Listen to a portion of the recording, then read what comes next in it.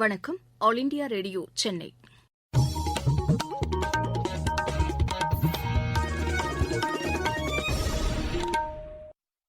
மாநிலச் செய்திகள் வாசிப்பவர் வடிவழகி கபிலன். தலைப்புச் செய்திகள்: நாட்டில் எண்ணெய் மற்றும் எரிவாயு துறையில் மேற்கொள்ளப்பட்டு வரும் சீர்திருத்தங்கள் தொடரும் என்று பிரதமர் திரு நரேந்திர மோடி கூறியுள்ளார்.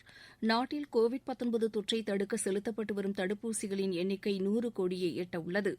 இலங்கை கடற்படையினரால் தமிழக மீனவர்கள் தாக்கப்படுவதை தடுத்து நிறுத்த மத்திய அரசு உரிய நடவடிக்கை எடுக்க வேண்டும் என்று முதலமைச்சர் திரு மு க ஸ்டாலின் வலியுறுத்தியுள்ளார். நகர்ப்புற உள்ளாட்சித் தேர்தலுக்கான ஏற்பாடுகளை மேற்கொள்ளுமாறு மாவட்ட ஆட்சியர்களுக்கு மாநில தேர்தல் ஆணையர் அறிவுறுத்தியுள்ளார்.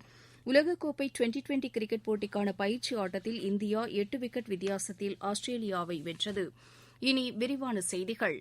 நாட்டில் எண்ணெய் மற்றும் எரிவாயு துறையில் மேற்கொள்ளப்பட்டு வரும் சீர்திருத்தங்கள் தொடரும் என்று பிரதமர் திரு நரேந்திர மோடி கூறியுள்ளார்.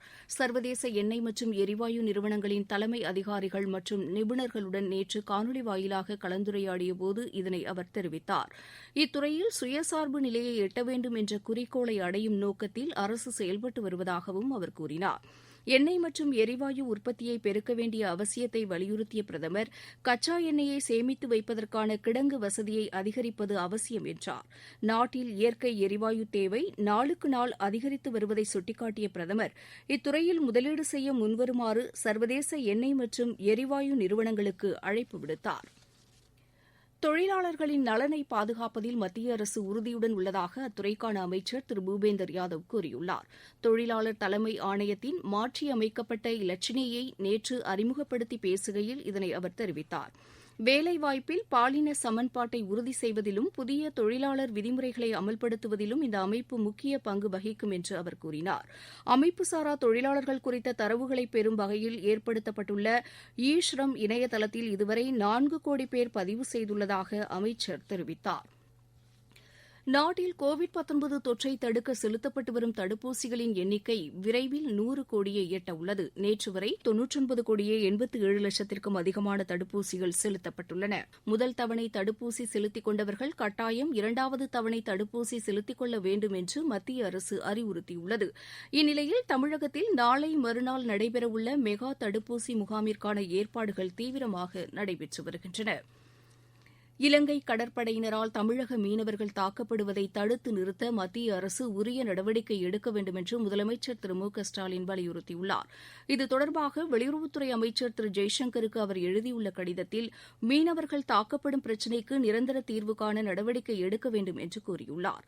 கடந்த 18ஆம் தேதி 3 மீனவர்கள் கடலில் மீன்பிடிக்க சென்றபோது இலங்கை கடற்படையினர் விரட்டியதில் ஒருவர் நீரில் மூழ்கியதாகவும் அவரை கண்டுபிடிக்க நடவடிக்கை எடுக்குமாறும் அவர் வலியுறுத்தியுள்ளார்.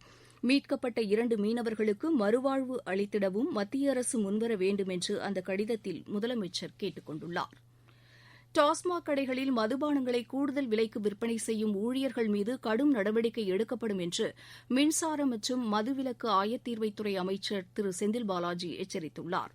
டாஸ்மாக் விற்பனை தொடர்பாக சென்னையில் நேற்று உயர் அதிகாரிகளுடன் ஆய்வு செய்தபோது இதனை தெரிவித்த அவர், வெளிமாநில மதுபானங்கள் விற்பனை செய்வது கண்டறியப்பட்டால் சம்பந்தப்பட்ட நபர்கள் மீது உடனடியாக வழக்கு பதிவு செய்து நடவடிக்கை எடுக்கப்படும் என்றார். தற்போது மதுக்கூடங்கள் செயல்பட அரசால் அனுமதி வழங்கப்படவில்லை என்றும், இதை மீறி மதுக்கூடங்கள் செயல்பட்டால் சம்பந்தப்பட்ட டாஸ்மாக் கடையின் ஊழியர்கள் மீது கடும் நடவடிக்கை எடுக்கப்படும் என்றும் அமைச்சர் கூறினார். நீங்கள் கேட்டுக்கொண்டிருப்பது ஆல் இண்டியா ரேடியோவின் மாநில செய்தி அறிக்கை. விடுதலை பெருவிழா வினாடி வினா.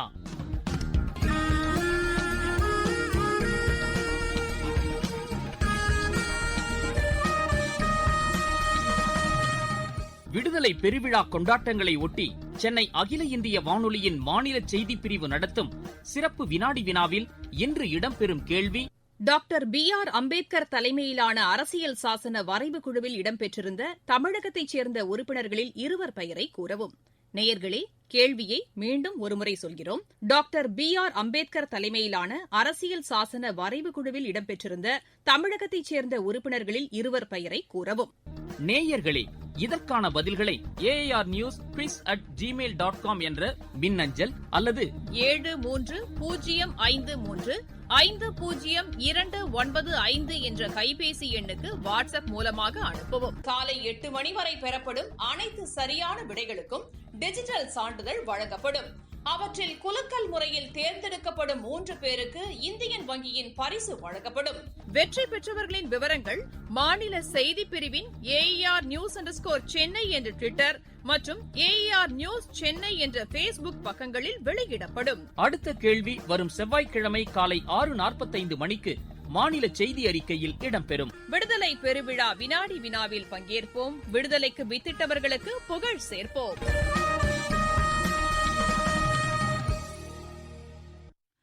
நகர்ப்புற உள்ளாட்சி அமைப்புகளுக்கு தேர்தல் நடத்துவது தொடர்பாக மாநில தேர்தல் ஆணையர் திரு பழனிக்குமார் உயர் அதிகாரிகளுடன் ஆலோசனை நடத்தினார். நகராட்சி மற்றும் மாநகராட்சி தேர்தலுக்கான வாக்காளர் பட்டியல் தயாரித்தல் மற்றும் வாக்குப்பதிவு இயந்திரங்களை இயக்குவதற்கு பயிற்சி அளிப்பது குறித்து இந்த கூட்டத்தில் விவாதிக்கப்பட்டது. நகர்ப்புற உள்ளாட்சி அமைப்புகளுக்கான தேர்தலை விரைந்து நடத்திட தேவையான நடவடிக்கைகளை எடுக்குமாறு அனைத்து மாவட்ட ஆட்சியர்களை மாநில தேர்தல் ஆணையர் கேட்டுக் கொண்டார். பொறியியல் படிப்பிற்கான துணை கலந்தாய்வு இன்று தொடங்க உள்ளது. இதற்கான தரவரிசை பட்டியலும் இன்று வெளியிடப்படுகிறது. இன்று மாலை 5 மணி வரை மாணவர்கள் விருப்ப கல்லூரிகளை தேர்வு செய்வதற்கு அவகாசம் வழங்கப்படும் என்றும் இதன் தொடர்ச்சியாக நாளை மறுநாள் தற்காலிக ஒதுக்கீட்டு ஆணை வெளியிடப்படும் என்றும் அறிவிக்கப்பட்டுள்ளது. இந்த துணை கலந்தாய்வு வரும் ஞாயிற்றுக்கிழமையுடன் நிறைவடைய உள்ளது. தென் தமிழகத்தில் நிலவும் வளிமண்டல மேலடுக்கு சுழற்சி காரணமாக வேலூர், ராணிப்பேட்டை, திருவண்ணாமலை உள்ளிட்ட 22 மாவட்டங்களின் ஓரிரு இடங்களில் இன்று இடி மின்னலுடன் கூடிய கனமழை பெய்யக்கூடும் என்று சென்னை வானிலை ஆய்வு மையம் தெரிவித்துள்ளது. ஏனைய மாவட்டங்கள் மற்றும் புதுவை, காரைக்கால் பகுதிகளின் அநேக இடங்களில் இடி மின்னலுடன் கூடிய லேசானது முதல் மிதமான மழை பெய்யக்கூடும் என்று அறிவிக்கப்பட்டுள்ளது. சென்னையை பொறுத்தவரை வானம் ஓரளவு மேகமூட்டத்துடன் காணப்படும் என்றும் நகரின் ஒரு சில பகுதிகளில் லேசான மழை பெய்யக்கூடும் என்றும் வானிலை மையம் தெரிவித்துள்ளது. இந்நிலையில் தென்மேற்கு பருவமழை முடிவடையும் நிலையில் வடகிழக்கு பருவமழை தென்னிந்தியாவில் வரும் 26ஆம் தேதி தொடங்குவதற்கான சாதகமான சூழல் நிலவுவதாக வானிலை ஆய்வு மைய தென்மண்டல தலைவர் திரு எஸ் பாலச்சந்திரன் தெரிவித்துள்ளார். இருவரிச் செய்திகள்.